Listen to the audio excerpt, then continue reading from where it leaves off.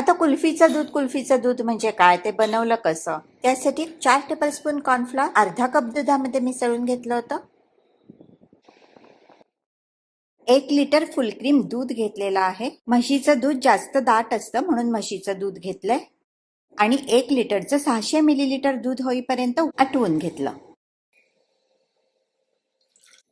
दूध पाहिजे तेवढं म्हणजे 600 मिलीलिटर पर्यंत आटल्यानंतर त्यात कॉर्नफ्लॉर दुधाचं मिक्सचर घातलं होतं.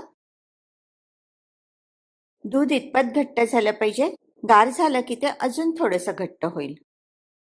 आणि ही 10 टेबलस्पून साखर घातली घट्ट दुधात. मस्तपैकी ढवळून एखादा मिनिट बारीक गॅसवरच मिश्रण उकळायला ठेवलं होतं. आणि हे तयार कुल्फीचं दूध डिव्हाइड केलं होतं 6 बोल्समध्ये. कारण एकूण 6 प्रकारच्या कुल्फी बनवलेल्या आहेत. आधी तुम्हाला दाखवते चॉकोमिंट कुल्फी कशी बनवली. हे पहिलं कुल्फी मिक्स, मुलांचं आवडतं चॉकोमिंट. त्यासाठी मिल्क चॉकलेटचे बारीक तुकडे करून घेतलेत.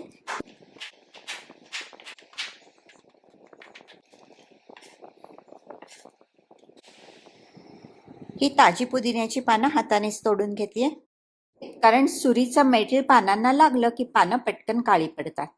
त्यावर घालतीये गरम साखरेचा पाक, म्हणजे पुदिना अजिबात काळा पडणार नाही. तर आता कुल्फीच्या दुधात नखा एवढाच खायचा हिरवा रंग घातलाय आणि इन गोस हा पुदिना.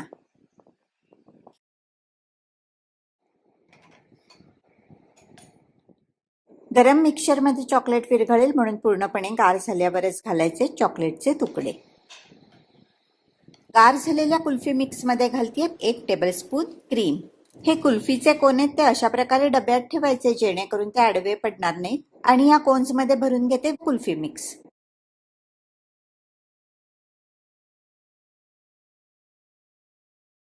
आणि इथे मी या स्टिक्स धुवून घेतल्या आहेत, पाण्यात घालून ठेवल्या होत्या.